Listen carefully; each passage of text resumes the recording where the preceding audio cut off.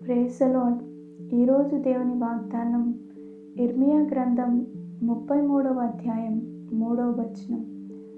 నాకు మొరపెట్టుము, నేను నీకు ఉత్తరమిచ్చేదను. నీవు గ్రహింపలేని గొప్ప సంగతులను, గూఢమైన సంగతులను నీకు తెలియజేతును. ఆమేన్. హల్లెలూయా.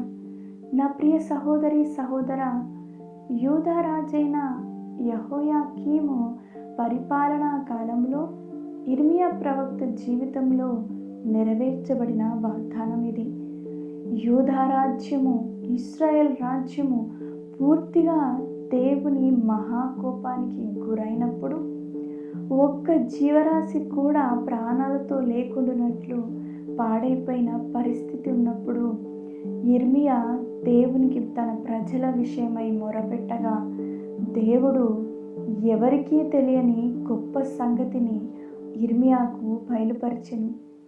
70 సంవత్సరాల తర్వాత దేవుని రాజ్యం మళ్ళీ తిరిగి కట్టబడుతుందని, చెదిరిపోయిన తన ప్రజలు మళ్ళీ ఏకమవుతారని, పాడైపోయిన ఈ స్థలమును స్వస్థపరచెదనని సర్వశక్తిగల దేవుడు ఉత్తరమిచ్చాడు.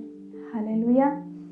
నా ప్రియ సహోదరి సహోదరా, ఈనాడు నువ్వు ఎంతటి భయంకరమైన పరిస్థితిలో ఉన్నావో, నీ పాడైపోయిన ఇల్లే కావచ్చు, లేక బాగు చేయలేకున్నా నీ వ్యాధి ఉండొచ్చు, అసమాధానమైన నీ పరిస్థితి ఏదైనా ఉండొచ్చు.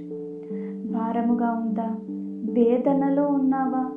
నీ ఎదుట మార్గమే కనబడట్లేదా?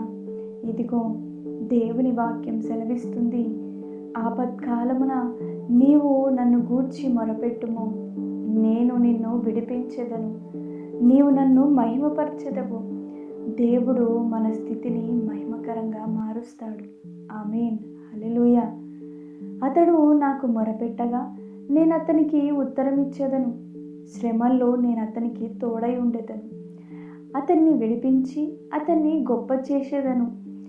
దేవుడు మనకిస్తున్న ఆదరణను పొందుకుందాం. ఈరోజు మనకిస్తున్న వాగ్దానమును అంగీకరిద్దాం. నిజముగా దేవునికి మనం మొరపెట్టగా ఆయన మనకు ఉత్తరం ఇస్తాడు. నీవు గ్రహింపలేని గొప్ప సంగతులను, గూఢమైన సంగతులను ఈరోజు నీకు తెలియజేయబడునుగాక.